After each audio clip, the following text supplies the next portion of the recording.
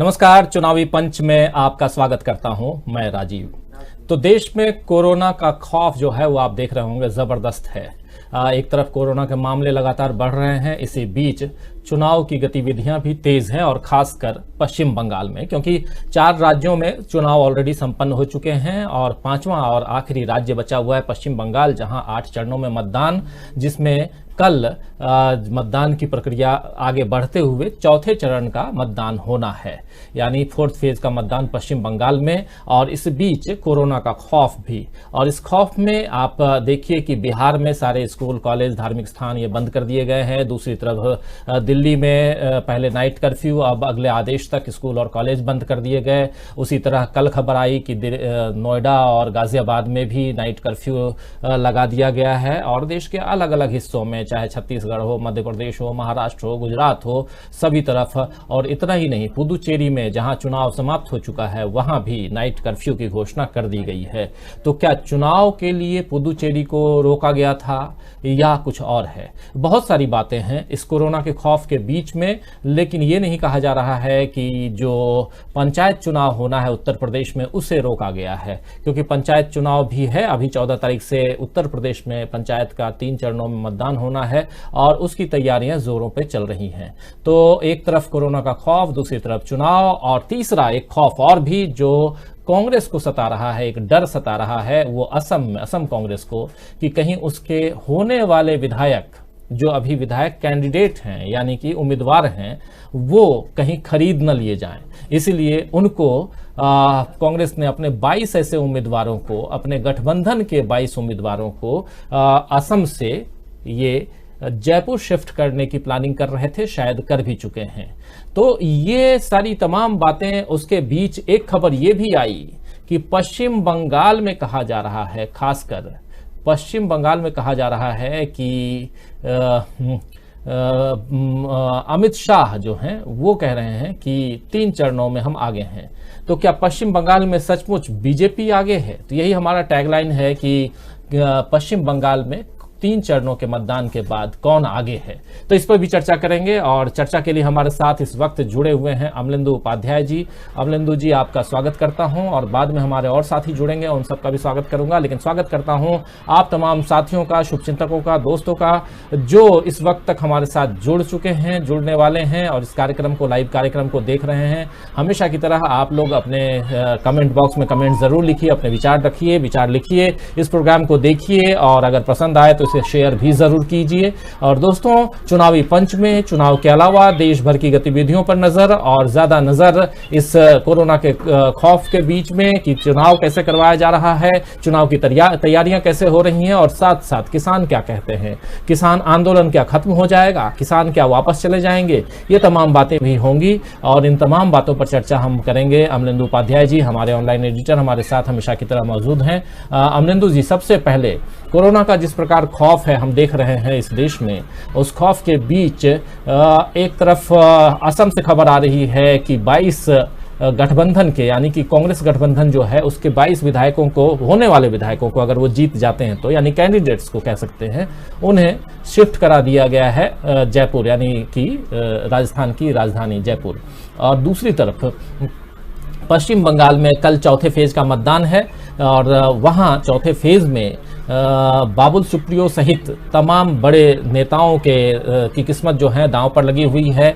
और ये भी एक जुमला चला था अमलेंदु जी पश्चिम बंगाल में, जैसा कि जुमला क्या, इन्होंने कहा था मुख्यमंत्री ममता बनर्जी ने कि अपने सांसदों को मोदी सरकार जो है वो विधायक बनाने के लिए तुली हुई है, बाद में विधायकों को पार्षद बनाएगी, पार्षदों से फिर वार्ड से और फिर संगठन में लाने की बात होगी। तो मतलब आप उल्टे क्रम में जा रहे हैं, ये चर्चा भी, खैर ये एक हंसी मजाक में कहें या पॉलिटिकल वार प्रतिवार की जो बात होती है, पलटवार की बात होती है, वो है।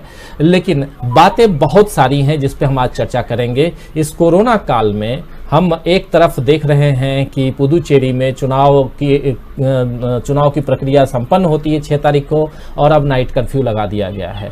अगर परिस्थितियां खराब है इस देश में और उसमें आप कर्फ्यू लगा रहे हैं, इस देश के जो स्वास्थ्य हालात हैं, स्वास्थ्य मुसीबत से, उससे निपटने के लिए जो भी आप कदम उठा रहे हैं वो ठीक है, वो काबिले तारीफ है, आप कर रहे हैं, बहुत अच्छी बात है।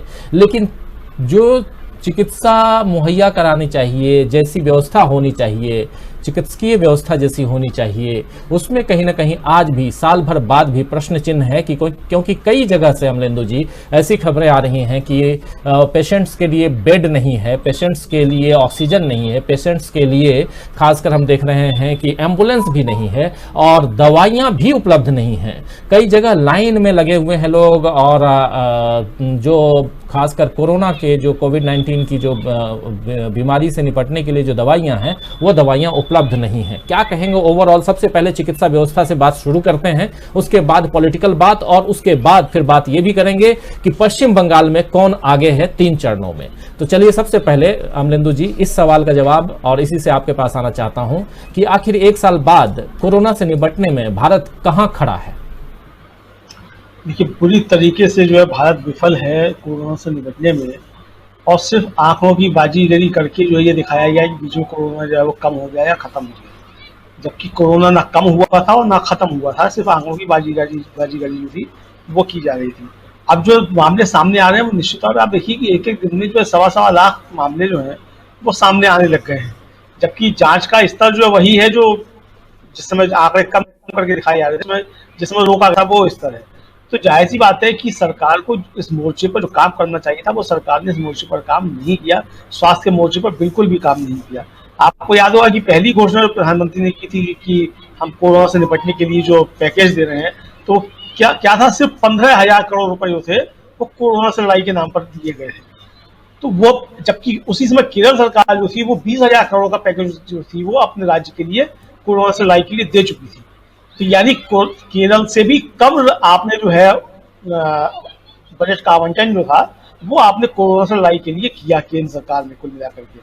तो ये स्थिति जो है, ये स्थिति बहुत अच्छी नहीं है और बहुत अच्छी क्या बल्कि बहुत खराब स्थिति है।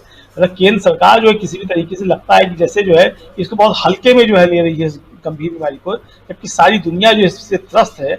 अभी मैंने देख रहा था खबरों में कि शायद न्यूजीलैंड की खबर थी कि वहां जो है उन्होंने भारत से आने वाली फ्लाइट्स पर रोक लगा दी।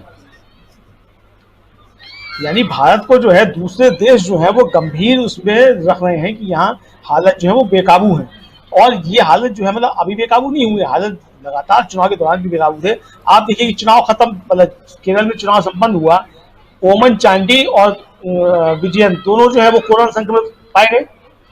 5,000 से ज्यादा केसेस जो एक ही दिन में केरल में कोरोना के जो है निकल करके आ रहे हैं, पुडुचेरी में मामले निकल करके आ रहे हैं। प्रियंका गांधी ने कल जो सवाल उठाया कि योगी आदित्यनाथ जो थे वो एक कोविड-19 जो पॉजिटिव व्यक्ति था उसके संपर्क में आया, उसके बाद भी जो है वो रैलियां कर रहे हैं, अब तक उन्होंने अपने को क्वारंटाइन नहीं किया। तो ये सब स्थितियां जो है ये सरकार की जो कार्य प्रणाली है उस पर गंभीर सवालिया निशान लगाती है। हम तो ये भी पूछना चाहते हैं कि जो 20 लाख करोड़ का पैकेज दिया गया था कि साहब कोरोना से लड़ने के नाम पे है या अर्थव्यवस्था को सुधार करने के नाम पे, उस 20 लाख करोड़ का जनता के पास क्या पहुंचा?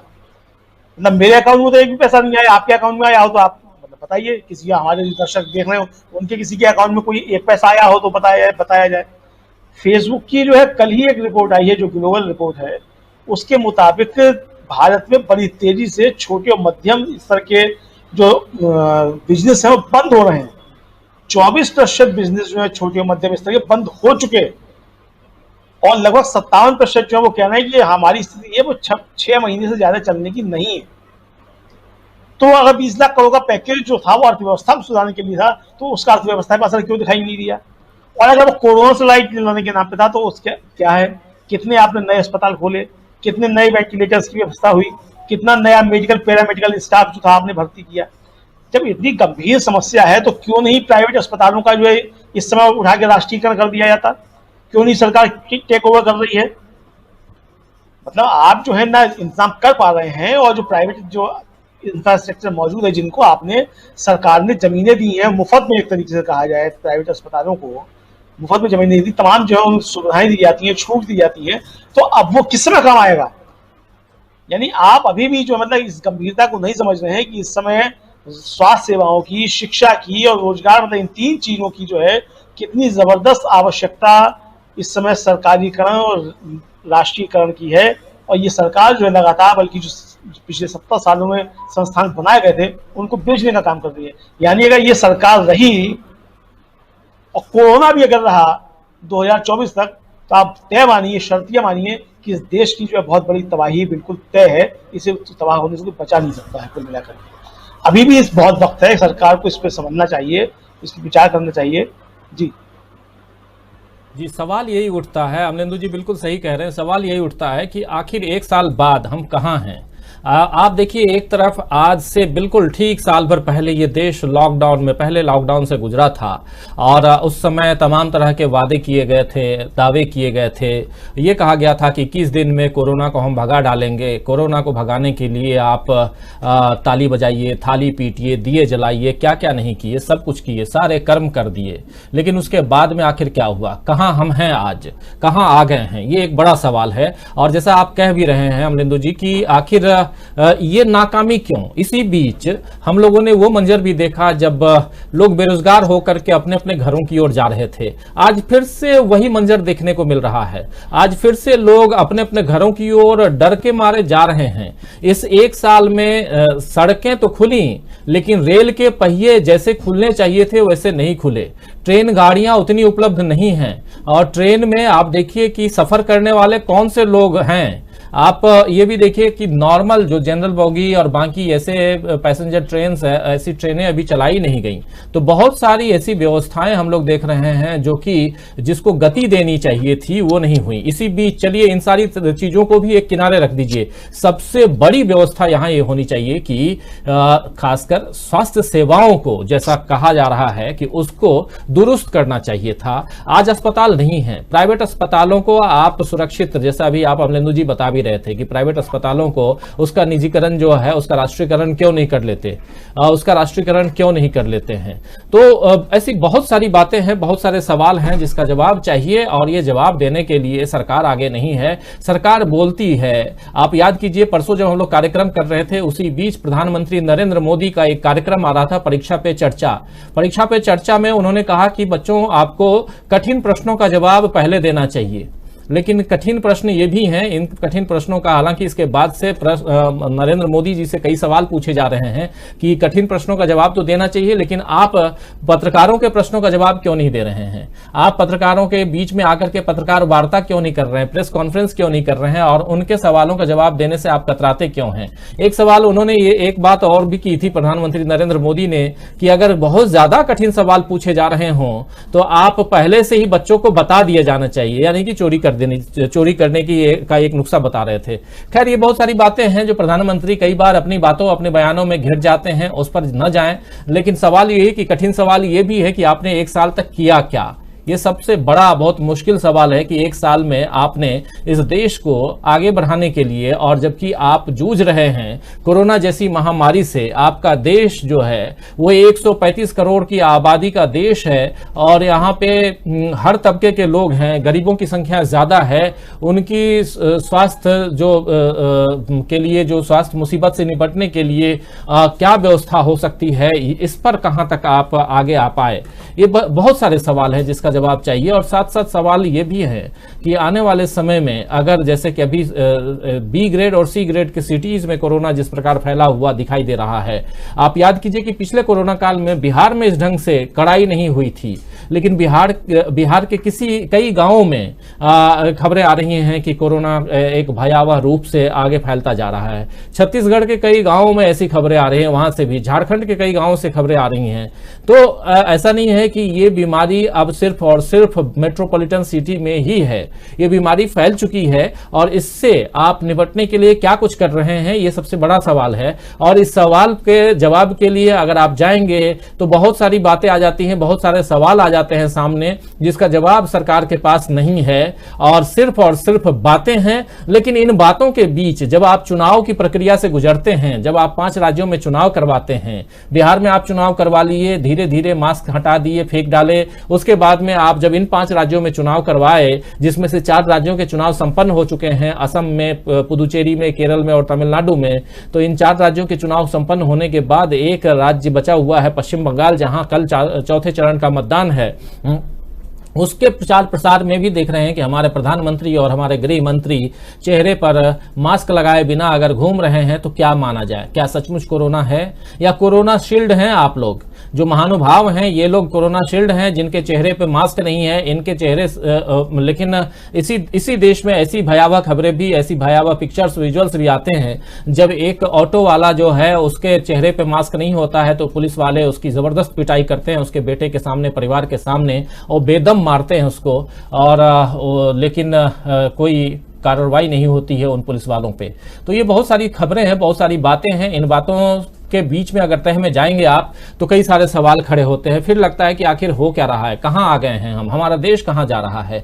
इसी बीच एक सवाल यह भी खड़ा होता है कि पिछले साल जब 20 लाख करोड़ रुपए का आपने वादा किया, कि ऐलान किया, पैकेज का ऐलान किया, वो पैकेज कहां है?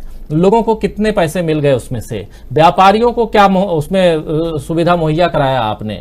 जैसे अभी 2-3 दिन पहले जब मैं इसी प्रोग्राम को कर रहा था तो आपको याद होगा कि ये खबर आई थी, और उस खबर में ये कि हर 17 घंटे में एक बिलियनियर जो है उसकी संपत्ति में कई बिलियन डॉलर का इजाफा हो रहा है। इसी आपदा के समय, इस आपदा में अवसर तलाशने की बात जब प्रधानमंत्री नरेंद्र मोदी करते हैं तो इसी आपदा के समय क्या कुछ नहीं हो रहा है, ये समझने की जरूरत है। और बहुत सारी बातें हैं दोस्तों, बहुत कुछ है। हमारे कई सारे साथी जुड़े हुए हैं जो लगातार अपने अपने विचार लिख रहे हैं। संजय कुमार हैं, वो हमारे साथ जुड़े हुए हैं। सद्दाम शेख जुड़े हुए हैं।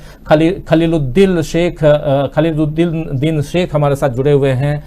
उसके अलावा झक्कू हमारे साथ हैं। चुनाव जीतना लक्ष्य है बोल रहे हैं, भाड़ में जाए जनता यही है बीजेपी। असलाम चिश्ती हैं जो कह रहे हैं जहां भी जाता है हर झूठ सच सा लगता है, उस एक शख्स में असलम कमाल कितने हैं।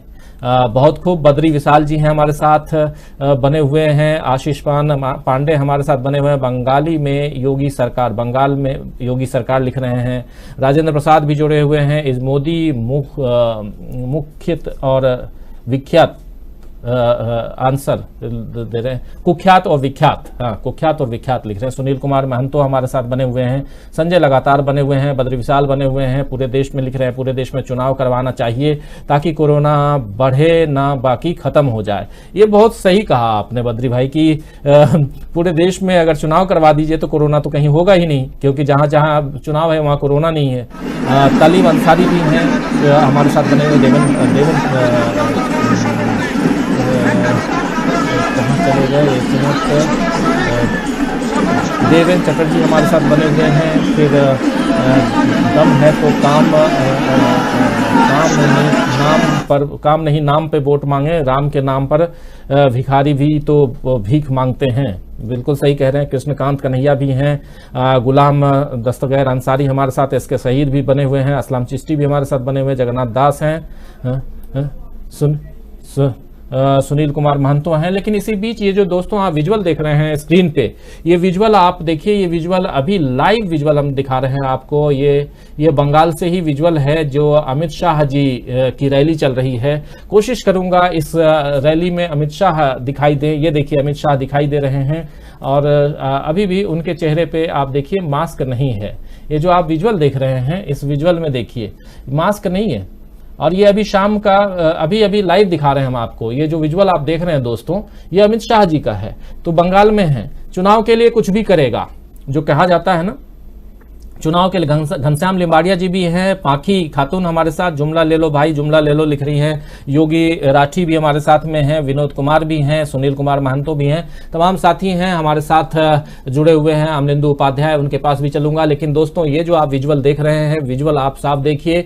ये विजुअल अभी लाइव देख रहे हैं आप। पश्चिम बंगाल में चुनाव जीतना एक ही मकसद है बीजेपी का, और कोशिश यही है कि किसी भी प्रकार एन केन प्रकारेन हम इस चुनाव को जीत लें। और कल चौथे फेज का मतदान है और उससे पहले तमाम अलग अलग, हालांकि जिस एरिया में अभी अमित शाह जी हैं वहां पे ये चुनाव नहीं है, इसीलिए अभी रोड शो कर पा रहे हैं वो। लेकिन अभी बचे हुए जो 5 फेज हैं उसमें से कहें तो कल चौथा फेज, मतलब कि ऑलरेडी 3 फेज के मतदान हो चुके हैं पश्चिम बंगाल में। और इसी बीच खबर असम से भी है दोस्तों कि वहां के गठबंधन महाजोत जिसे कहा जा रहा है, उस गठबंधन के यानी कांग्रेस नीत गठबंधन के 22 उम्मीदवारों को कांग्रेस शिफ्ट कर रही है जयपुर। और इसलिए कि कांग्रेस को डर लग रहा है, उस महागठबंधन को डर लग रहा है कि कहीं उसके उम्मीदवार जीत करके आते हैं तो उन्हें खरीद न ले। मेहताब ट्रेडर्स भी हमारे साथ बने हुए हैं, लिख रहे हैं कि अमित शाह को कोरोना नहीं होगा। उसके अलावा संजय भट्टाचार्य हैं, बोल रहे हैं देश में और मसले हैं तो चर्चा का विषय बनाना चाहिए। परीक्षा पे चर्चा घर वाले बेहतर संभाल सकते हैं। बिल्कुल सही कह रहे हैं। असलम चिश्ती हैं, गली गली में शोर है, लिख रहे हैं। इरफान अली वारसी है, गुड जॉब सर, लिख रहे हैं। राजू यादव, बीजेपी को चुनाव के अलावा कुछ भी नहीं करना है, लिख रहे हैं। मोहम्मद सिराज अंसारी हमारे साथ बने हुए हैं। तमाम साथी आप लोग कमेंट भी लिखिए और साथ साथ हम आपको ये विजुअल दिखा रहे हैं। ये इंपॉर्टेंट विजुअल इसलिए भी है दोस्तों क्योंकि ये बहुत कुछ बोलता है। आपको कुछ आंकड़े पेश कर रहा हूं आपके सामने कि किस प्रकार इस देश में कोरोना का खौफ जो है वो बढ़ता जा रहा है। हर राज्य में रिकॉर्ड तोड़ मामले आ रहे हैं। छोटे छोटे राज्यों की छोटे छोटे शहरों से रिकॉर्ड तोड़ मामले आ रहे हैं। लेकिन पिछले 24 घंटे में 1,32,000 के करीब नए मामले आए। 1,32,000 24 घंटे में नए मामले। 780 लोगों की मौत हो गई। राज्यों में कई जगह पाबंदियां लगाई गई हैं। ज्यादातर राज्यों में नाइट कर्फ्यू की घोषणा हो गई। यूपी के कई जिलों में नाइट कर्फ्यू की घोषणा के बाद सरकारी और गैर सरकारी दफ्तरों में 50% की उपस्थिति का आदेश दे दिया गया है। मतलब कर्मचारी सरकारी और गैर सरकारी दफ्तरों में 50% कर्मचारियों के साथ ही काम कर पाएंगे, ये भी कह दिया गया है। ये इसी तरह दिल्ली में कहा गया है कि स्कूल कॉलेज अगले आदेश तक बंद रहेंगे, प्राइवेट स्कूल भी बंद रहेंगे, सब कुछ बंद करने का आदेश दे दिया गया है। लेकिन एक राज्य देखिए, वहां हमारे गृह मंत्री हैं, वो लगातार रैलियां कर रहे हैं। आप अभी विजुअल देख रहे हैं, गृह मंत्री जी बिना मास्क लगाए बेखौफ घूम रहे हैं। भीड़ देखिए, इस भीड़ में कहां है 2 गज की दूरी, जो प्रधानमंत्री नरेंद्र मोदी जी कहते थे कि बहुत जरूरी है। तो क्या खिलवाड़ हो रहा है इस देश के लोगों के साथ? ये एक बहुत बड़ा सवाल है, लेकिन कठिन सवाल हो सकता है प्रधानमंत्री नरेंद्र मोदी के लिए हो। प्रधानमंत्री नरेंद्र मोदी के अलावा देश के गृह मंत्री के लिए भी ये कठिन सवाल मुश्किल सवाल हो सकता है।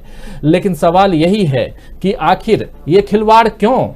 आखिर जहां चुनाव है वहां कोरोना क्यों नहीं? सही लिखा हमारे एक साथी ने कि अगर देश से कोरोना को भगाना है तो आप सीधा का सीधा वहां पे चुनाव करवा दीजिए। क्या कहेंगे अमलेंदु जी? आप जुड़ गए हमारे साथ और अभी हम लोग दिखा रहे हैं लगातार। आप देख ही रहे थे कि जो विजुअल्स देख रहे थे अमलेंदु जी, अभी रोड शो, ये लाइव विजुअल हम दिखा रहे थे, रोड शो के विजुअल्स, और वो भी अमित शाह के चेहरे पे नकाब नहीं यानी मास्क नहीं, और आप सीधा ये देखिए। और इतनी भीड़ है, इस भीड़ में आप पश्चिम बंगाल में हैं जहां कह रहे हैं कि 3 चरणों में हम आगे हैं, उस पर भी चर्चा करेंगे। और यही हमने आज टैगलाइन भी लिखा है कि 3 चरणों के बाद पश्चिम बंगाल में कौन आगे। लेकिन सवाल ये उठता है कि आपको कोरोना का खौफ नहीं है, डर नहीं है, लेकिन देश वालों को देशवासियों को क्यों डरा रहे हैं, उनके बीच खौफ क्यों फैला रहे हैं, ये सबसे बड़ा सवाल है। लेकिन इसके बाद अगर सवाल पूछा जाए, अगर इसी सरकार से यहाँ के देश के जो नागरिक हैं वो ये पूछें कि महाराज आप ये बताइए कि हमारे लिए चिकित्सा की क्या व्यवस्था आपने की है, तो वहां सामने जवाब क्या आएगा ये हम सब जानते हैं। लेकिन इस पिक्चर को देख करके, इस विजुअल को देख करके क्या कहना है अमलेंदु जी आपका? देखिए, ये निश्चित तौर पे जो है ये सब कोरोना फैलाने की तैयारियां हो रही हैं। और मतलब जो राष्ट्रीय आपदा एक्ट का इस्तेमाल करके जिसको जो बताया गया कि लॉकडाउन लागू किया गया था, तो वो अभी तो इस्तेमाल में है, मतलब लागू है वो महामारी एक्ट जो है अभी। तो उसके बावजूद अगर जो है देश का गृह मंत्री जो है वो इस तरीके से उस एक्ट का खुला उल्लंघन करके सड़कों पर घूम रहा है, तो ये तो चूंकि चुनाव आयोग के हाथ में अब कानून व्यवस्था, ये चुनाव आयोग के ऊपर भी सवालिया निशान है कि आप इस पर एक्शन क्यों नहीं ले रहे हैं इस तरीके से। भाई कल को कोरोना फैलेगा जब जबरदस्त तरीके से, कौन इसका जिम्मेदार होगा? चुनाव आयोग जिम्मेदारी लेगा क्या इसकी? मतलब ये बिना मास्क लगाए हुए घूम रहे हैं माननीय गृह मंत्री में जी हुए हैं, और उनके साथ जो है तमाम उनके नेता जो है वो घूम रहे हैं। 2 गज की दूरी, मास्क जरूरी, प्रधानमंत्री का जो नारा है उसका खुला उल्लंघन किया जा रहा है जबरदस्त तरीके से। तो आखिर इसकी जिम्मेदारी कौन लेगा? मुझे लगता है कि प्रधानमंत्री को भी जो डांट लगानी चाहिए गृह मंत्री की, कि भाई तुम क्या ये जो कोरोना फैला रहे हो, बिल्कुल जमाती बने हुए हो। मतलब हमारे जो टीवी वाले जो थे चिल्लाते थे जमाती जमाती, मुझे लगता है कि वो जमाती नहीं, यही सब जो है जिम्मेदार हैं इस तरीके से जो कोरोना फैला रहे हैं कुल मिला करके। तो ये मतलब लगता है कि गंभीर होना चाहिए, देश के इतने बड़े पद पर बैठे हुए व्यक्ति को तो खासतौर पर गंभीर होना चाहिए। आप भारतीय जनता पार्टी के प्रचार मंत्री नहीं है, आप देश के गृह मंत्री हैं, और आपकी जिम्मेदारी जो देश के प्रति है और आपकी जिम्मेदारी जो है वो भारतीय जनता पार्टी के प्रति नहीं है। आप जब संगठन में जाएंगे तब आपकी जिम्मेदारी होगी, क्योंकि फिलहाल आप गृह मंत्री हैं देश के, तो आपकी जिम्मेदारी देश के प्रति है। और देखिए जितने समय लॉकडाउन लागू रहा था हमारा गृह मंत्री कहीं दिखाई ही नहीं पड़ा था। लॉकडाउन के बाद ही हमारा गृह मंत्री घर से बाहर निकला है, स्टे सेफ स्टे होम आराम से कर रहा था। तो अब अगर हमारे गृह मंत्री इस तरीके से घूम रहे हैं और तमाम भारतीय जनता पार्टी के तमाम नेता इसी तरीके से घूम रहे हैं, तो ये स्थिति जो है आने वाले समय में काफी विस्फोटक स्थिति पैदा होगी। और जैसा कि मैं चूंकि नेटवर्क से कट गया था, मैं कह भी रहा था कि प्रियंका गांधी ने सवाल उठाया कि योगी आदित्यनाथ जो है वो कोविड-19 पॉजिटिव व्यक्ति जो था उसके संपर्क में आया, उसके बाद भी रैलियां कर रहे हैं। तो अब इतना बड़ा जो ये चल रहा है, रैली चल रही है, इसमें कितने लोग कोविड पॉजिटिव होंगे, क्या मालूम होगा, किस तरीके से फैल रहा होगा, देखने की बात है। अभी जो प्रवासी मजदूर वापस लौटना शुरू हो गए हैं, तो अभी मैं थोड़ी देर पहले एक खबर देख रहा था कि बिहार जो लोग लौटे हैं महाराष्ट्र से, तो हवाई अड्डों पे और जो रेलवे स्टेशन पे जांच की तो 23 लोग जो उसमें से पॉजिटिव निकले हैं। तो और गोवा में जो है वहां का स्वास्थ्य मंत्री कह रहा है कि हम नए स्ट्रेन की इस समय जांच नहीं कर पा रहे हैं कि नया स्ट्रेन इसमें है कि नहीं है। तो ऐसी स्थितियां जब देश के अंदर मौजूद हैं तो आपका चुनाव प्रचार करना जरूरी है। यही हमारे गृह मंत्री हैं जिन्होंने बिहार के चुनाव की शुरुआत जो थी वो एलईडी पे चुनाव प्रचार करके की थी। तो आप एलईडी से भी चुनाव प्रचार कर सकते हैं, एलईडी से कर लीजिए भाई। ये रैलियां निकालना बहुत जरूरी है क्या, रोड शो करना बहुत जरूरी है? मुझे लगता है कि भारतीय जनता पार्टी को और तमाम जितने राजनीतिक दल हैं सबको अपनी इस पे विचार करना चाहिए कि आप देश की जनता के साथ जो है खिलवाड़ मत कीजिए किसी भी तरीके से। चुनाव आते जाते रहेंगे, सरकारी बनती भी करती रहेंगी, लेकिन आप जो देश की जनता का जबरदस्त नुकसान कर रहे हैं, ये इस नुकसान की भरपाई जो है वो होने वाली आसानी से नहीं है कुल मिलाकर। एक खबर और भी है कि योगी आदित्यनाथ का जो ड्राइवर है वो कोरोना पॉजिटिव निकला है, लेकिन योगी आदित्यनाथ जी जा रहे हैं विदाउट आइसोलेशन। उनको कायदे से आइसोलेशन में जाना चाहिए था। आपको याद होगा अमलेंदु जी कि जब रॉबर्ट वाड्रा कोरोना पॉजिटिव हो गए तो प्रियंका गांधी बीच चुनाव में, जबकि उनको जाना था असम, और उससे काफी कहा जा रहा है कि घाटा भी हुआ होगा कांग्रेस को, लेकिन प्रियंका गांधी जबकि निगेटिव थी वो असम नहीं गई, केरल नहीं गई चुनाव प्रचार में, उन्होंने खुद को आइसोलेट कर लिया, क्वारंटीन कर लिया। लेकिन योगी आदित्यनाथ जी जब जिनका खुद का ड्राइवर जिस गाड़ी में वो बैठते हैं वो कोरोना पॉजिटिव निकला, लेकिन योगी आदित्यनाथ जी बंगाल जाते हैं और सिर्फ न चुनाव प्रचार करते हैं बल्कि कहते हैं कि रोमियो स्क्वाड बनाएंगे जैसा कि हमने उत्तर प्रदेश में बनाया है।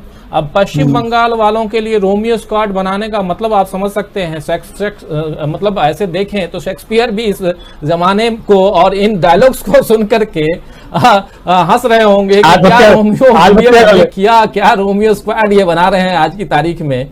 तो आप देखिए कहां से कहां और किस ढंग से ये दुनिया जा रही है, और उसमें खास करके योगी आदित्यनाथ जो कि जिन्हें आइसोलेशन में होना चाहिए था, तो वही है कि चुनाव के लिए कुछ भी करेगा कि मुझे चुनाव जीतना है एन केन प्रकारेण, और उसके लिए और जाकर के कुछ भी आप रोमियो स्क्वाड की बात कर रहे हैं। पहले अपने स्क्वाड की बात कीजिए, पहले अपने आप को उसमें आइसोलेशन में लेके जाइए। आपका ड्राइवर कोरोना पॉजिटिव है भाई साहब, आप कितनों को पॉजिटिव करेंगे? आप याद कीजिए कि पिछले साल इसी मौसम में तबलीगी जमात को लेकर के क्या क्या नहीं कहा गया, कैसे बदनाम किया गया तबलीगी जमात के लोगों को, और कितने कोरोना के पेशेंट निकल गए थे उनके कारण। ये सब समझने, और आखिर यही है दिक्कत सबसे बड़ी ये है अमलेंदु जी कि विपक्ष जो है जिस प्रकार एग्रेसिव होकर के विपक्ष को रोड पे आना चाहिए, बातें करनी चाहिए, करता नहीं है। और दूसरा है कि जनता बेचारी क्या करे, हम लोग भी कितना बकबक करें। जो अभी हम लोग बातें कर रहे हैं, हम अपना पत्रकारिता धर्म निभा रहे हैं, उसमें बातें कर रहे हैं, लोगों तक एक इन्फॉर्मेशन फैलाने की और पहुंचाने की कोशिश करते हैं कि क्या कुछ चल रहा है, उसमें क्या कुछ होना चाहिए। देखने का जो आईने का जो या सिक्के के दो पहलू होते हैं, आप किस पहलू को देखते हैं, किसको किस ढंग से समझते हैं, उसका मतलब होता है। जैसे समाचारों में भी एंगल बताया जाता है कि किस एंगल से आप खबर बनाते हैं, वैसे ही यहाँ है कि किस एंगल से आप देखते हैं। एक एंगल ये है कि कोरोना पॉजिटिव अगर आपका ड्राइवर फीवर है तो आपको आइसोलेशन में चले जाना चाहिए था, माननीय योगी आदित्यनाथ जी, मुख्यमंत्री जी।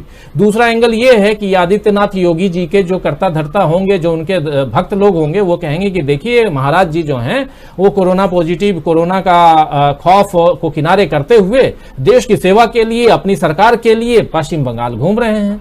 तो अब उसमें से आपको निकालना है, समुद्र में बहुत सारी चीजें हैं, मोती निकालना आपका काम है। तो दोस्तों वही उन्हीं मोतियों को चुनने की कोशिश हम करते हैं, वही आपको बताने की कोशिश करते हैं कि क्या कुछ चल रहा है, आपको समझने की जरूरत है और आपको उसमें से उन मोतियों को चुग चुग के निकालने की जरूरत है कि क्या कुछ चल रहा है। कई सारे हमारे साथी जुड़े हुए हैं जो अपने अपने बयान मंतव्य लिख रहे हैं, कमेंट लिख रहे हैं। पहले इनके ले लें। डॉक्टर सुहेल अख्तर लिख रहे हैं G2 आर्मी कि Rajiv ji you are reporter, don't do like this is fake pictures. Fake picture नहीं है भाई साहब, ये बिल्कुल नहीं है। Doctor Suhail Akhtar ji live picture दिखा रहा था अभी आपको, ये जो अमित शाह जी का जो पिक्चर जो दिखा रहा था, ये विजुअल, ये फेक नहीं है, लाइव है। इसके लिए मैं आपको चैलेंज करता हूं कि आप देखिए। अगर आप शायद नहीं समझ पाए होंगे तो डॉक्टर सुहेल अख्तर जी, वो जो पिक्चर जो अमित शाह बिना मास्क के घूम रहे हैं, वो अभी का लाइव पिक्चर दिखा रहा था आपको।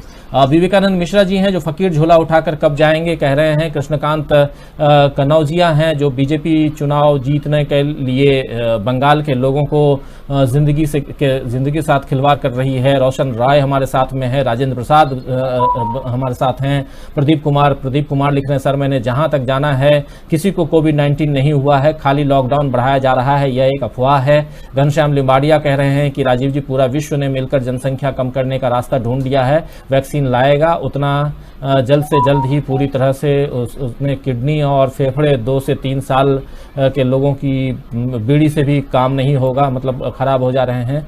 उसके अलावा योगी राठी हमारे साथ है। रोमी स्क्वाड की बात करते हैं और कुलदीप सेंगर की पत्नी को टिकट देते हैं। बिल्कुल सही कह रहे हैं राठी जी। सैयद जाफर हमारे साथ में। काजल चक्रवर्ती हैं जो ममता बनर्जी जिंदाबाद लिख रही हैं। सैयद जाफर भी, असगर भी हमारे साथ बने हुए हैं। उसके अलावा प्रिंस साजिद हमारे साथ हैं जो कह रहे हैं जो देश में अंधविश्वास, अंधभक्ति को धर्म से संबंधित कह करके धर्म कहा जाए, ऐसे मूर्खों से क्या उम्मीद किया जाए, ये लिख रहे हैं। एसके शहीद एसके हमारे साथ बने हुए हैं। तमाम साथी बने हुए हैं जो लगातार अपने कमेंट लिख रहे हैं। गोवा चैनल हमारे साथ, टीएमसी जिंदाबाद। पंकज खातून, पानाकी खातून हमारे साथ में हैं।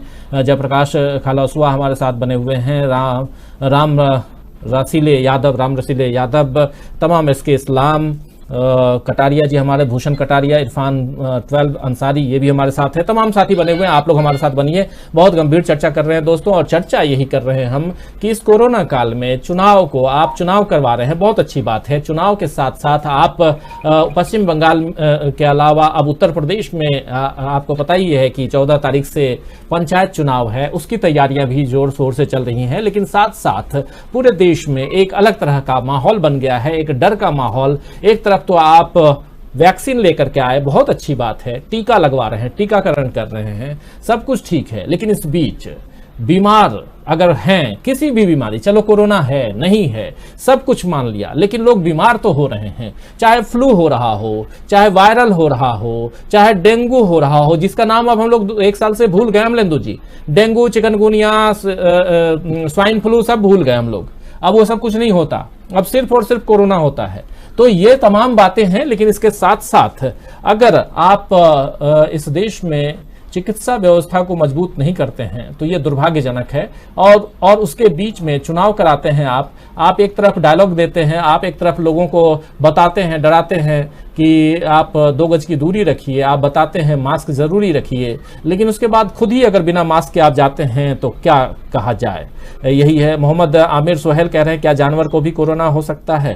जानवर को भी हो सकता है कोरोना, क्यों नहीं हो सकता, लेकिन अभी ये नहीं हो रहा है।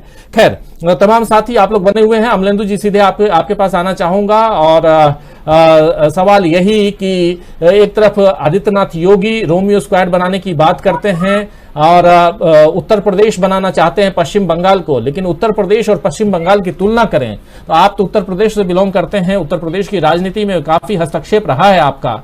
आप ये बताइए अमलेंदु जी कि उत्तर प्रदेश और पश्चिम बंगाल की तुलना योगी आदित्यनाथ की नजरों से कैसे की जाए और कहां पाएंगे आप इन दोनों स्टेट्स को?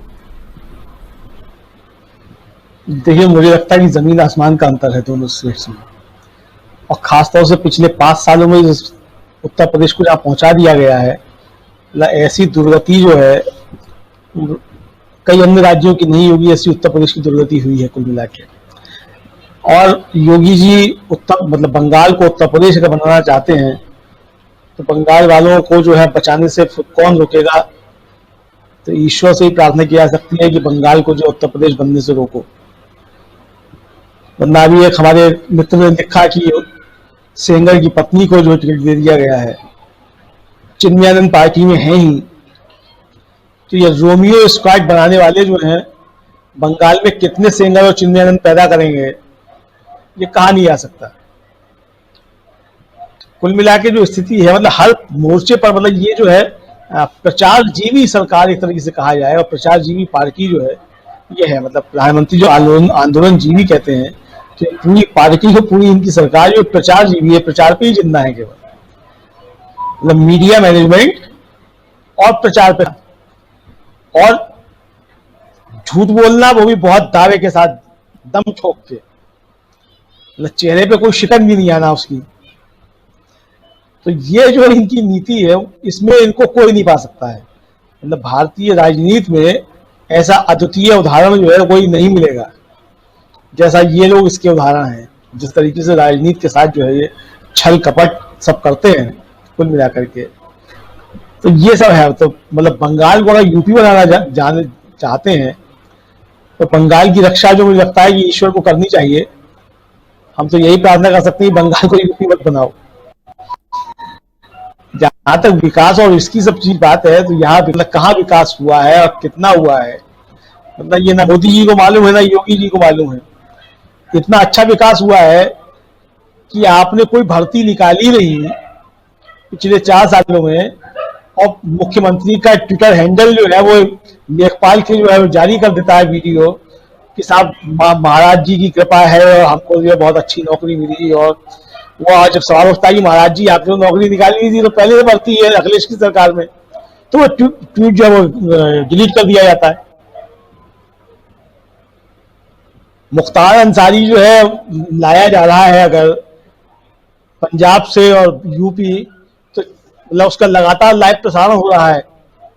और एक रिटायर्ड IAS है सूर्य प्रताप सिंह, उनका दावा है कि मुख्यमंत्री के साथ बहराइच की जनसभा में एक हिस्ट्री शीटर मौजूद था। अब वो चैलेंज कर रहे हैं कि किसी मीडिया में हिम्मत हो तो इसको दिखाए।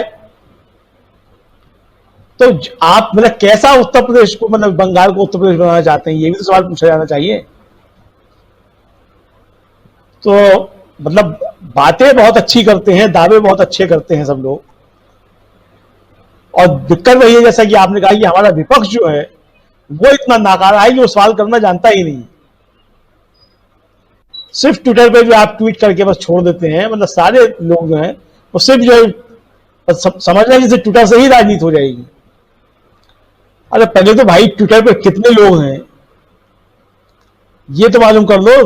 पूरा देश के ट्विटर पे ही है क्या?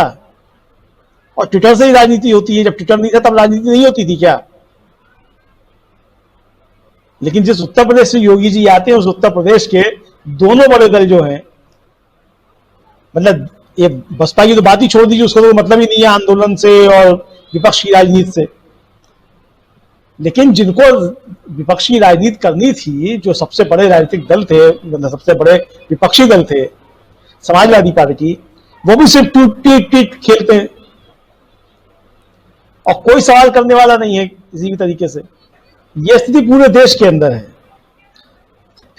और इसी का फायदा जो है भारतीय जनता पार्टी कुल मिलाकर के उठा रही है, क्योंकि विपक्ष के अंदर अपनी अब कमजोरियां हैं, और जहां उसको कोई टक्कर देने की स्थिति में होता है, जैसे जहां कांग्रेस उसको टक्कर देने की स्थिति में होती है, तो वहां वो दूसरे टाइप के लोग खड़े कर देते हैं ताकि जो है उनसे लड़ाई दिखाई जा सके और कांग्रेस को कमजोर किया जा सके। क्योंकि भारतीय जनता पार्टी अच्छी तरीके से समझती है कि उसको राष्ट्रीय स्तर पे कोई टक्कर दे सकता है तो कांग्रेस ही दे सकती है, और कांग्रेस तब तक कमजोर रहेगी जब तक ये शत्रप जो क्षेत्रीय हैं ये मजबूत रहेंगे।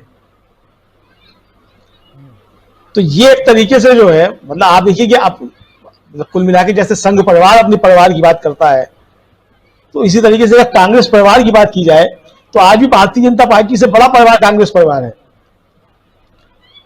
भाई बंगाल में तृणमूल कांग्रेस कहां से निकला है? कांग्रेस परिवार है। आंध्रा में जगन रेड्डी क्या है? कांग्रेस परिवार है। तेलंगाना में केसीआर क्या है? कांग्रेस परिवार है। महाराष्ट्र में एनसीपी क्या है? कांग्रेस परिवार है। तो अगर इन कांग्रेस परिवार को सबको मिला के दिया जाए तो आज भी भारतीय जनता पार्टी से बड़ी जो है ये कांग्रेस परिवार है, बुरी से बुरी स्थिति में। पश्चिम बंगाल में जो टीएमसी है वो भी कांग्रेस परिवार है। हाँ, उसका मैंने सबसे पहले नाम दिया, तृणमूल जो है वो भी कांग्रेस परिवार है। तो ये कुल मिला के जो है और इसीलिए देखिए जो मतलब भारतीय जनता पार्टी की पूरी राजनीति जो है वो अपने को बढ़ाने की है ही, मतलब जहां जहां उसने बढ़ाया है इसमें कोई शक नहीं, उसने अपने को काफी बढ़ाया है। लेकिन उसकी जो दूसरी रणनीति है जिसपे वो लंबे समय से काम कर रही है और लॉन्ग टर्म काम कर रही है, वो काम यही कर रही है कि किस तरीके से जो क्षेत्रीय दल हैं या क्षेत्रीय शत्रप हैं उनको किस तरीके से हवा देके जो मजबूत किया जाए, कांग्रेस को जो किस तरीके से कमजोर किया जाए। भाई यूपी में जब तक अखिलेश और मायावती मजबूत रहेंगे तब तक भारतीय जनता पार्टी को खतरा है ही नहीं। सेंटर में तो खतरा नहीं है ना। यूपी में अगर मान लीजिए अखिलेश आ भी जाए और मायावती आ भी जाए, सेंटर में क्या बिगाड़ लेंगे? दीदी बंगाल में आ भी जाए तो सेंटर में भाजपा का क्या बिगाड़ लेंगी? केसीआर क्या बिगाड़ लेंगे? जगनमोहन रेड्डी क्या बिगाड़ लेंगे? सब मिलकर के पिछड़े दरवाजे से सीए पास करवा देंगे। तो इसलिए ये क्षेत्रीय दल और शत्रप जो हैं ये भारतीय जनता पार्टी को बहुत ज्यादा सूट करते हैं। और ये कुल मिला के पूरी भारतीय जनता पार्टी की राजनीति जो इसी पे टिकी हुई है। बिल्कुल, तो एक क्षेत्रीय दलों और शत्रपों की बात जैसे कह रहे हैं और खासकर ये ज्यादा सूट करती है बीजेपी को। और हम लोग देख रहे हैं लगातार जो जिन राज्यों में छोटे दल हैं, मतलब राज्यों के दल, छोटे दल हों बड़े दल हों, लेकिन ये है कि जिन राज्यों में दल हैं ऐसे उन राज्यों में जहां आमने सामने की लड़ाई नहीं है बीजेपी और कांग्रेस के बीच में, वहां बीजेपी ज्यादा अपने आप को सेफ फील करती है। और यही अब बीजेपी, जैसा कि अमरेंद्र जी कह रहे हैं, अब बीजेपी चाह रही है पश्चिम बंगाल में करना। और इससे पहले असम में भी अगर कोई चुनौती बीजेपी को मिल रही है तो वहां चूंकि कांग्रेस सबसे बड़ी पार्टी बनकर के अभी भी मौजूद है, इसीलिए। और असम में अभी आएंगे, लेकिन उससे पहले कुछ साथियों के जो कमेंट हैं उसको ले लेना चाहता हूं। मोहम्मद आमिर सोहेल बने हुए हैं हमारे साथ, फिर जो कह रहे हैं क्या जानवर को भी कोरोना हो सकता है, ये पहले इनका सवाल आया था। उसके अलावा दानिश जो कह रहे हैं sir situation is getting worse corona को लेकर के, but our PM is busy doing rallies. This is shameful. If I were CM of Bengal, I would give walk over to BJP to save people of Bengal. Walkover दे सकते थे, यह कह रहे हैं अगर मैं रहता सीएम तो।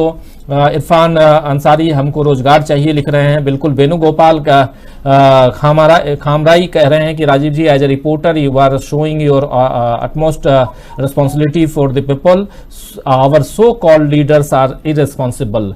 हबीबुल्लाह सिद्दीकी वेरी गुड कह रहे हैं। घनश्याम लिबाड़िया कह रहे हैं राजीव जी आज तक कोई भी कोरोना से जितने भी लोग मरे हैं उनके एक का भी पोस्टमार्टम करवाने के लिए नहीं दिया गया है, कैसे कोई समझे कि उनकी डेथ कोरोना से हुई है। राजू आरपी बिन्नू तंवर कह रहे हैं पाकिस्तानियों को मुफ्त वैक्सीन और देशवासियों को नहीं, इसका मतलब देशवासी पाकिस्तान से बड़े दुश्मन हैं, ये कह रहे हैं। इसी तरह पाखी खातून है, इसका दाई कौन है? राजीव जी गोदी मीडिया कह रही हैं। कृष्ण कनौजिया हमारे साथ, असलम चिश्ती हमारे साथ में हैं, तमाम साथी बने हुए हैं, अपने अपने कमेंट लिख रहे हैं। भोला वर्मा हमारे साथ में, ओनली बीजेपी भोला वर्मा लिख रहे हैं। माही जयपाल लिख रहे हैं अपने कमेंट, फिर लिख रहे हैं राहुल जी अगले प्रधानमंत्री होंगे।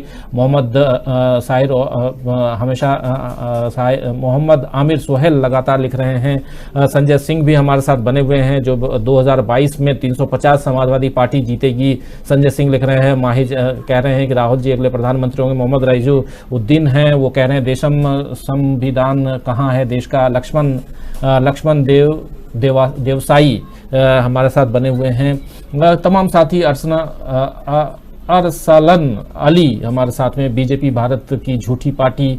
फिर आतिफ असलम हमारे साथ, ढोलू मूवीज शोरूम, या तो कोरोना नहीं या वैक्सीन बेकार लिख रहे हैं। क्रिस्टोफर पचेको का कहना है कांग्रेस के साथ में रहे, घोटाला वही लोग किए और कांग्रेस बदनाम हो गई। ये लिख रहे हैं। अफजल मोहम्मद भी हैं, मोहम्मद खुर्शीद अंसारी भी हमारे साथ बने हुए हैं, तमाम साथी। अफजल मोहम्मद, फिर भगवान लाल बैरवा, मोहम्मद आमिर सोहेल लगातार लिख रहे हैं कि अमित शाह को 2 बार कोरोना हुआ, ठीक हो गए, बाकी लोगों को कोरोना हो रहा है तो वे लोग या तो मर रहे हैं या ठीक हो रहे हैं। तो तमाम आप लोग अपने कमेंट लिखिए, आपके कमेंट हम ले रहे हैं, पढ़ रहे हैं, लेकिन उसके साथ साथ इस्लाम अली भी हमारे साथ जुड़ गए हैं, जो रहे हैं पाकिस्तान हमारा घोर शत्रु, फिर उसे कोरोना की डोज दी जा रही है। फिर रोशनी पवार का कहना है good evening dB live. Deep Singh Chauhan BJP चोर है लिख रहे हैं। घनश्याम लिबाड़िया वैक्सीन का टीका मत लेना क्योंकि वह एक मीठा जहर है।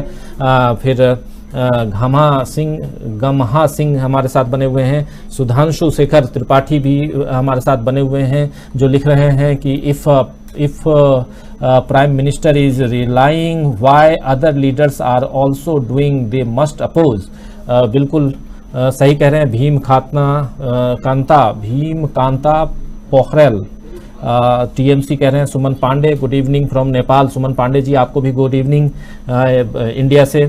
तो तमाम साथी आप लोग हमारे साथ बने रहिए, हम लोग चर्चा कर रहे हैं। हमारे साथ बने हुए हमारे ऑनलाइन एडिटर अमलिंदु उपाध्याय, हम लोग चर्चा कर रहे हैं चुनावी पंच में, चुनाव के साथ साथ इस महामारी पे भी चर्चा और इस महामारी से कैसे बचा जाए उसकी चर्चा। रूपराम अग्रवाल भी हमारे साथ, गुगरवाल हमारे साथ जुड़ गए हैं, जो कह रहे हैं देश में सच्चाई की बात जरूरी होनी चाहिए राजीव जी, या सही रहेगा। बिल्कुल सही बात है। शिबू राम टुडू भी हमारे साथ, West Bengal BJP government, Delhi में बीजेपी लिख रहे हैं, वेस्ट बंगाल में भी बीजेपी, ये शिबू राम जी कह रहे हैं। हसमुद्दीन सलमान भी हैं। सबके अपने अपने विचार हैं, अपने विचार रखिए, बिल्कुल सही है।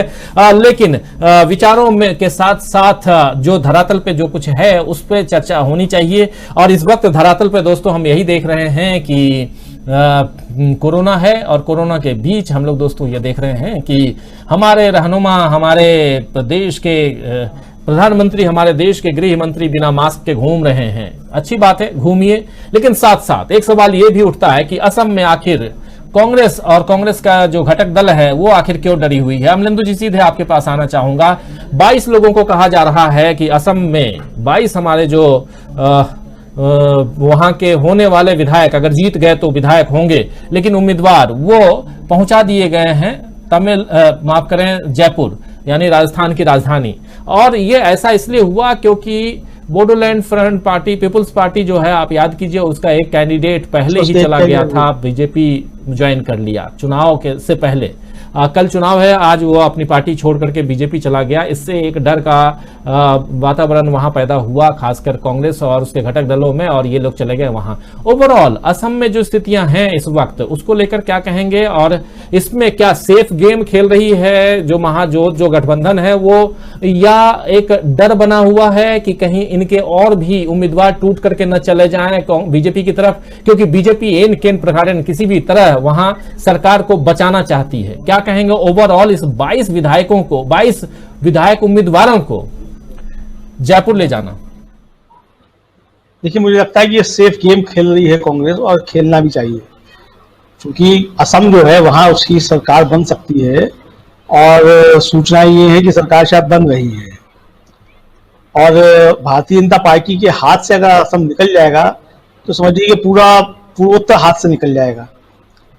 तो भारतीय जनता पार्टी हर संभव कोशिश करेगी, जैसे कि उसने की है पहले उत्तराखंड में की, अरुणाचल में की, मणिपुर में की। इस तरह की कोशिशें जो है भारतीय जनता पार्टी करेगी।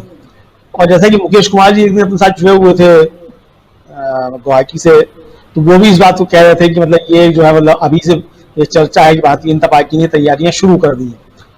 तो ये जब चर्चाएं आम होने लगी है तो जाहिर सी बात है कि जो राजनीतिक दल है और जो सबसे ज्यादा मुकाबले में है, तो वो अपना सेफ गेम खेलेगा। और ये चूंकि आरोप लगता रहे पहले की कांग्रेस, मतलब गोवा की सरकार जो थी वो भी ऐसी दे दी, वहां तैयारी थी नहीं कि वहां सरकार बचा सकती थी, कांग्रेस बना सकती थी, अपने लोगों को संभाल कर नहीं रखा और दूसरे लोगों से बातचीत नहीं की, इस तरह की सबसे बातें जो हुई। तो मुझे लगता है कांग्रेस जो है वो इसको एक सेफ गेम की तरीके से खेल रही है, और हो सकता है भी और भी लोगों को जो है ले जाए, चूंकि लंबा समय है, चूंकि लगभग 1 महीने का समय जो है कुल मिलाकर के है अभी मतगणना में। मतलब 20 दिन तो है ही कम से कम। तो इस 20 दिनों में क्या क्या खेल ना करे, क्योंकि बड़े खिलाड़ी हैं, खतरों के खिलाड़ी हैं सब। तो ये चीजें जो है मतलब सेफ गेम तो खेल के मतलब करना ही पड़ेगा। और किसी भी परिस्थिति में एक तो बात यह है कि चूंकि कई दलों का गठबंधन जो ओम बिरला चुनाव लड़ रहा है, तो एक एक दो दो विधायक जो मतलब किसी पार्टी के या किसी गठबंधन में जीत के आएंगे, तो उनको तोड़ना एक आसान चीज हो सकती है। और अगर मार्जिन मान लीजिए कम हुआ, तो भारतीय जनता पार्टी के लिए फिर ये बहुत आसान काम होगा। क्योंकि जिस तरीके से वीडियो मतलब वायरल हुआ ऑडियो उनका हेमंत बिस्व शर्मा का धमकी देते हुए, तो मतलब वो धमकी वो गलत नहीं दे रहे थे। तो धमकी गलत नहीं दे रहे थे। और ये साफ अभी शायद कनेक्शन अभी फिर से अमलेंदु जी से डिस्कनेक्ट हो गया है। और लेकिन दोस्तों, ये कौन कौन लोग हैं जो 22 उम्मीदवारों को बीजेपी से बचाने के लिए कांग्रेस ने जयपुर शिफ्ट किया है। जयपुर इसलिए क्योंकि राजस्थान में कांग्रेस की सरकार है।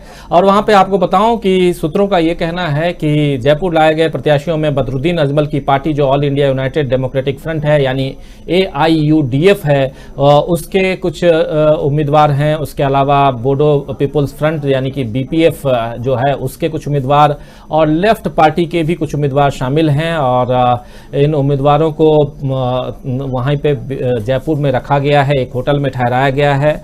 और आपको याद होगा कि पिछले साल भी जब जयपुर में यानी कि राजस्थान में गहलोत सरकार जब संकट में वो आई थी, तो उसे भी वहाँ भी कुछ जो उनके गहलोत सरकार के जो विधायक हैं उनको भी एक होटल में रखा गया था। ये वही होटल है जहाँ पे अब भी यहाँ से ले जा करके यानी गुवाहाटी टू जयपुर जो विधायक उम्मीदवारों को लेके जाया गया है, वो वहाँ पे ठहरे हुए हैं। तो 22 ऐसे उम्मीदवार हैं जो गए हुए हैं। और ऐसा माना जा रहा है, इनको लग रहा है, कांग्रेस को लग रहा है, उनके घटक दल को लग रहा है कि आने वाली सरकार यानी 2 तारीख को जो चुनाव परिणाम आएगा सामने, रिजल्ट आएगा सामने, उसमें बीजेपी की हार होगी और वहाँ पे कांग्रेस और उसके गठबंधन की जीत होगी, ऐसा गठबंधन मान रहा है। और उसी का नतीजा अपने पक्ष में करने के लिए ये अपने ढंग से अपने उम्मीदवारों को वहां शिफ्ट करा रहे हैं। इसके पीछे एक कारण ये भी है कि BPF का एक कैंडिडेट यानी बोडो पीपल्स फ्रंट का एक कैंडिडेट चुनाव के ठीक पहले वो चला गया बीजेपी में। और बीजेपी में जाने के बाद हो सकता है कि और भी टूट जाएं। बीजेपी के पास धन बल है, सब कुछ है, वो वहाँ ऐसा ये कांग्रेस का कहना है, बोडो फ्रंट के लोगों का कहना है, बदरुद्दीन अजमल की पार्टी जो है उनका कहना है कि हम लोगों के कैंडिडेट्स को बीजेपी तोड़ सकती है। इसीलिए हम लोग अपने कैंडिडेट्स को बचाने के लिए, सुरक्षित रखने के लिए, उनसे दूर रखने के लिए हम लोग जयपुर लेकर के जा रहे हैं। हमारे साथ और भी कई साथी बने हुए हैं जो अपने अपने कमेंट्स लिख रहे हैं और उनके विचारों को मैं लगातार पढ़ रहा हूं, देख रहा हूं। आप लोग हमारे साथ बने रहिए, आपके कमेंट्स हम लगातार ले रहे हैं। हमारे साथ अमलेंदु उपाध्याय जुड़े हुए हैं जो चर्चा कर रहे हैं। हालांकि आज थोड़ा ओवरऑल डिस्कनेक्शन ज़्यादा है और इंटरनेट की सुविधा ये कोरोना काल में लगता है कि इंटरनेट पे भी कहीं उस पे भी लॉकडाउन का असर ना हो जाए, ये भी एक बड़ा सवाल है। क्योंकि आने वाले समय में अगर इंटरनेट पे लॉकडाउन हो गया तो हम और आप कैसे जुड़ेंगे। लेकिन हमारी कोशिश यही है कि किसी भी तरह एन केन प्रकार हम आपसे जुड़ें हर शाम 6:30 बजे और इस कार्यक्रम को आप तक पहुंचाएं। हमारे साथ लगातार असलम चिश्ती बने हुए हैं, मोहम्मद आमिर सोहेल बने हुए हैं। मोहम्मद आमिर सोहेल लगातार लिख रहे हैं बीजेपी अपने परिवार का भी एक दिन निजीकरण कर देगी। लगातार मोहम्मद आमिर सोहेल लिखे जा रहे हैं। इनका है असलम चिश्ती कांग्रेस लिख रहे हैं कि कांग्रेस ने अक्लमंदी का सबूत दिया है। सब अपने अपने हिसाब से दोस्तों अक्लमंदी करते हैं, अपने अपने हिसाब से हिसाब से सब अपने प्रोग्राम करते हैं। लेकिन दोस्तों जो टैगलाइन हम दिखा रहे हैं आज की, 3 चरणों के बाद पश्चिम बंगाल में कौन आगे, तो जरा एक बाइट अमित शाह की सुन लेते हैं, उसके बाद उस पर चर्चा करेंगे। आइए जल्दी से उस बाइट को सुनाइए, उसके बाद चर्चा को आगे बढ़ाते हैं। मित्रों, 3 चरण का चुनाव हो चुका है।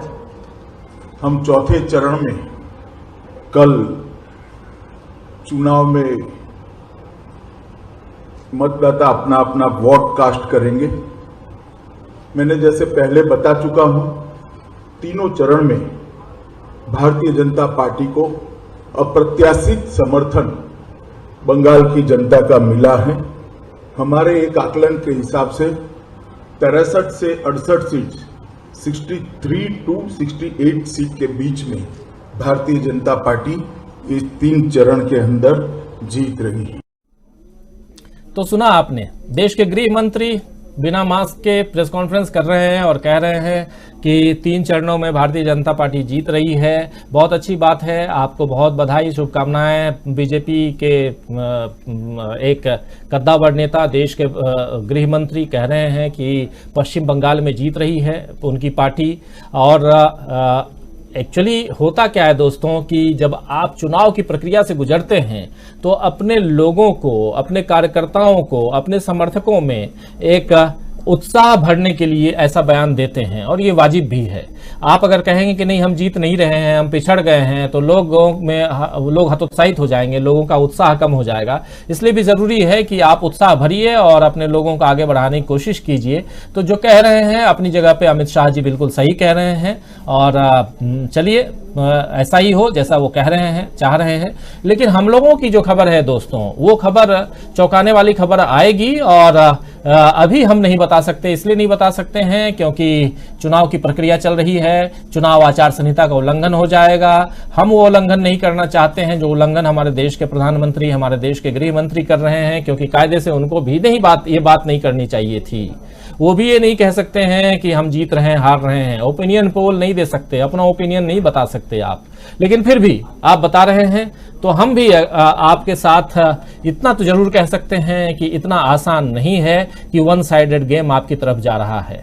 हम लोगों के पास जो खबर है वो वन साइडेड गेम नहीं है, मतलब वन साइडेड आपका पूरा का पूरा मामला आपकी तरफ जा रहा है। पूरा का पूरा पश्चिम बंगाल बीजेपी मय हो गया है और इस बार बीजेपी की सरकार बन रही है।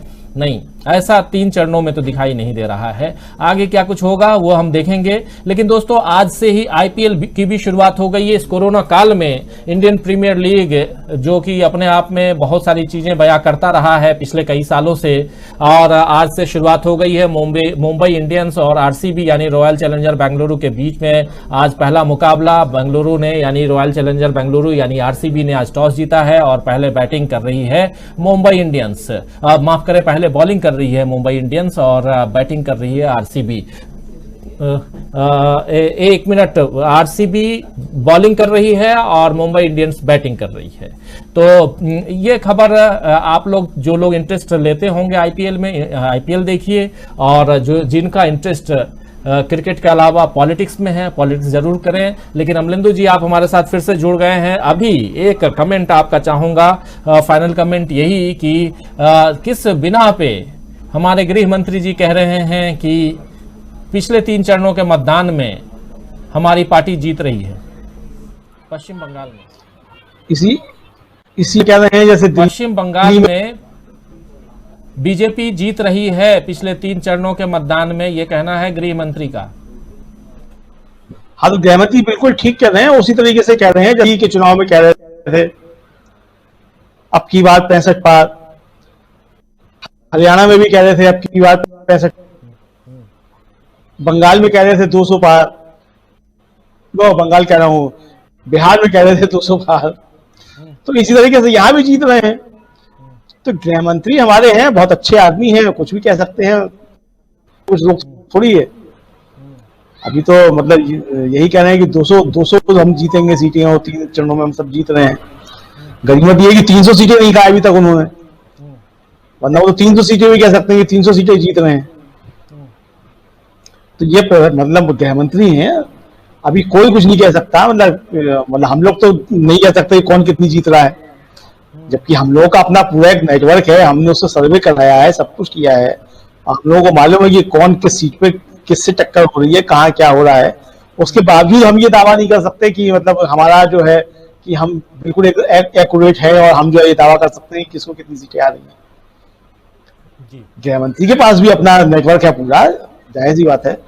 लेकिन वो जो दावा कर रहे हैं वो अपने नेटवर्क के आधार पर नहीं कर रहे हैं। गृह मंत्री वो ऐसे ही दावे किया करते हैं। ऐसे ही दावे होने चाहिए। बहुत अच्छी बात है। एसके उपाध्याय जी हमारी पत्रकारिता पे प्रश्न चिन्ह लगा रहे हैं कि कैसे पत्रकार हैं कि एक इंडिविजुअल जो है वो तो बता सकता है, न्यूज़ चैनल वाले ओपिनियन पोल नहीं दे सकते। भाई साहब जरा आप जाकर पढ़ाई कर लीजिए, देख लीजिए एसके उपाध्याय जी कि चुनाव की प्रक्रिया के दौरान आप प्रेस कॉन्फ्रेंस कर करके ये दावा कर सकते हैं कि हम जीत रहे हैं, जबकि चुनाव की प्रक्रिया चल रही है। जरा इसको भी देख लीजिए। पत्रकारिता करता हूं, मजाक नहीं करता हूं। आप भी सुनते हैं, देखते हैं तो देखिए आप भी, लेकिन हम भी मजाक नहीं करते हैं। और न चुनाव आयोग के जो आचार संहिता है उसको भी जरा देखिए, समझिए, उसके बाद फिर बात करेंगे। हाँ, आप बीजेपी के समर्थक हैं, आप चाहते हैं ये 200 प्लस करे, बीजेपी जीते, तो बहुत सही बात है। आप लिख भी रहे हैं कि बीजेपी ही जीतेगी और तब आपका चैनल जरूर विजिट करेंगे। सर जी बिल्कुल, आप आइए, देखिए बीजेपी जीते। अरे शुभकामनाएं आपको। मैं कहां से आ रहा हूं, मैं कौन होता हूं कि बीजेपी न जीते या टीएमसी जीते। बात जो है धरातल की बात हम करते हैं, हम पत्रकारिता करते हैं, हम कोई राजनीतिक दल खोल के नहीं बैठे हुए हैं दोस्त, है ना उपाध्याय जी। आप एक दल के समर्थक हो सकते हैं, मैं किसी दल का समर्थक नहीं हूं, इतना याद रखिएगा। शांतिलाल जोड़िया हमारे साथ बने हुए हैं, महागठबंधन कह रहे हैं। उसके अलावा अब्दुल हामिद फौजदार हमारे साथ बने हुए हैं, सतीश कुमार बने हुए हैं, असलम चिश्ती लगातार हमारे साथ बने हुए हैं, राजू राजभर हमारे साथ बने हुए हैं, अनुज यादव हैं, तमाम साथी, घनश्याम लिम्बाड़िया जी बने हुए हैं हमारे साथ। इतना लिख रहे हैं कि इतना कॉन्फिडेंस से कह सकते हैं कि हम जीतेंगे क्योंकि ईवीएम मशीन उनके हाथ में है और चुनाव आयोग उसके अलावा कमाल मीडिया हमारे साथ बने हुए हैं, फिर कृष्णकांत कनौजिया हमारे साथ बने हुए हैं, कई सारे साथी हैं जो बने हुए हैं। शांतिलाल लगातार बने हुए हैं, कृष्णकांत भी बने हुए हैं। तो हो सकता है इलेक्शन कमीशन 3 चरणों का रिजल्ट अमित शाह जी के पास पहुंचा दिया हो, लिख रहे हैं। हालांकि आपको दोस्तों बताऊं, ये जितने भी दल हैं ये अपना एग्जिट पोल, या हम लोगों का भी हम लोग भी जो एग्जिट पोल लेके आएंगे तो हम लोगों के पास भी वो आ जाते हैं कि कौन कहां आगे है कहां पीछे है। लेकिन ये बहुत ही गुप्त रखा जाता है, अपने लोगों में उत्साह भरा जाता है। आप जाते हैं चुनावी रैलियों में, भाषण देते हैं, वहां आप बोलते हैं कि हाँ हम जीत रहे हैं, अभी आगे हैं, हम पीछे नहीं हैं, हम उनसे आगे हैं। ये तमाम चीजें जोश भरने के लिए किया जाता है, करना भी चाहिए। लेकिन अगर आप प्रेस कॉन्फ्रेंस लेकर के ये बयान दे रहे हैं तो ये वाजिब नहीं होता है। और यही जो है वही मैं इसके उपाध्याय को भी बता रहा था, क्योंकि आप जब चुनावी रैली में मंच पे भाषण देते हैं तो आप भाषण दीजिए, बिल्कुल आप देते हैं, और वहां कहिए, आप कहते हैं। तो खैर, और उसके अलावा तमाम हमारे साथी बने हुए हैं। उमेश यादव भी हैं, कन्फर्म दीदी, असलम अंसारी, टीएमसी 220, देवेंद्र चटर्जी, चुनाव आयोग नहीं अब मोदी आयोग चल रहा है, मोहम्मद आमिर सोहेल हैं। इसके उपाध्याय मुझे मेंशन करने के लिए थैंक यू सर लिख रहे हैं। इसके उपाध्याय जी आपको धन्यवाद, आप देखते हैं और देखिए बिल्कुल हमारे चैनल को। बातें जो हैं ये तमाम बातें अगर आप अपने विचार नहीं रखेंगे तो फिर कैसे हम दोनों एक दूसरे से रूबरू होंगे, एक दूसरे की बातों को कैसे समझेंगे। इसलिए आप हमसे जुड़िए, बनिए, सरकार किसी की भी बने, हमारा काम खबर पहुंचाना है। हम लोग खबर नबीस हैं, हम खबरें पहुंचाते हैं, हम पॉलिटिक्स नहीं करते, हम लोग राजनेता नहीं हैं। इसीलिए राजनीति की बात में समीक्षा जरूर करते हैं। हम जहां गलत है वो गलत, जहां सही है वहां सही बताने की कोशिश करते हैं। यही करना, यही दिखाना हमारा काम होता है। फिर बाबर साफ भी हमारे साथ हैं, राजीव सच्चाई दिखाने और बताने में झूठ के पेट दर्द होता है। असलम भी हमारे साथ बने हुए, शांति भी बने हुए हैं हमारे साथी, जोड़िया हमारे साथ में लगातार, आमिर सोहेल भी हमारे साथ लगातार हैं, नंदी घोष कालांदी ओनली बीजेपी इनका लिखना है। बिल्कुल सही। देखिए जो जिनका पसंदीदा जिनकी पार्टी है आप लिखिए, क्या कोई दिक्कत नहीं है। राम प्रताप यादव ओके लिख रहे हैं। तो तमाम साथियों आप लोग अपने कमेंट लिख रहे हैं, बहुत धन्यवाद। और समय भी अब गणेश सबकोता मुंगेरी लाल के हसीन सपने हैं, अमित शाह जी कह रहे हैं। तो लिखिए, उमर मोहम्मद भी हमारे साथ, बिमला मंजू भी हमारे साथ, बिमला मंजू का लिखना है टीएमसी 55+। तो फिर कमल मीडिया के उसके राजीव जी, मैं सऊदी अरबिया से जुड़ा हूं आपके लाइव में, बहुत धन्यवाद। और उमेश यादव भी हमारे साथ बने हुए हैं, तस्लीम खान बने हुए हैं, शांतिलाल बने हुए हैं, मोहम्मद रब्बानी हमारे साथ में, Tahir Khan, Vineet Kumar, free fire gaming, फिर रमेश उदेशी हमारे साथ में, विशाल चौधरी, उसके अलावा सुमन पांडे। सर राहुल गांधी की लीडरशिप में कुछ कहिए, आज राहुल गांधी की बात तो बिल्कुल नहीं, और कभी करेंगे दोस्त। तो अब समय दोस्तों अब खत्म हो चुका है, ऑलरेडी आप लोगों का 7 मिनट ज्यादा ले चुका हूं, इसके लिए माफी चाहूंगा। लेकिन आप लोगों के विचार आते हैं, उस पर कुछ बातें हो जाती हैं, बातें करना जरूरी होती हैं, इसलिए जरूरी है। लेकिन अभी पश्चिम बंगाल का चुनाव बिल्कुल ओपन है, खुला हुआ है। 3 चरणों के मतदान से कौन जीत रहा है, कौन हार रहा है, ये तय नहीं हो सकता। लेकिन राजनीति में सब कुछ होता है, कहते हैं everything is fair in love and war, तो उसी तरह राजनेता कहते हैं कि everything is fair in politics. तो देखते आगे क्या होता है। इसी बीच शुभेंदु अधिकारी को भी नोटिस थमा दिया गया है, और उधर नोटिस का जवाब देने में लगी हुई है ममता बनर्जी भी। तो ममता बनर्जी, शुभेंदु अधिकारी सब चुनाव आयोग के नोटिसों का जवाब देने में लगे हुए हैं। प्रधानमंत्री नरेंद्र मोदी और अमित शाह अपनी रैलियों में मशगूल हैं, और इस बीच देश जो है वो बीमारी से परेशान है, कोरोना से परेशान है। तो इन परेशानियों के बीच में चुनाव, और चुनाव किस करवट बैठेगा ये पता चलेगा 2 मई को रिजल्ट आने के बाद। लेकिन उससे पहले चुनावी गतिविधियों पे हमारी नजर रहेगी, बहुत सारी बातें होती रहेंगी। आप हमारे साथ हर शाम 6:30 बजे जुड़िए अपने विचारों के साथ में, और तब तक बने रहिए हमारे साथ, देखते रहिए डीबी लाइव। और दोस्तों आप लोगों को एक बार फिर से शुक्रिया, और शुक्रिया अदा करना चाहता हूं अमलेंदु जी आपका भी, आपको भी बहुत धन्यवाद अमलेंदु जी, आप हमारे साथ बने जुड़े रहे। और दोस्तों एक बार फिर से आप सभी का तहे दिल से शुक्रिया अदा करता हूं। देखते रहिए डीबी लाइव। नमस्कार।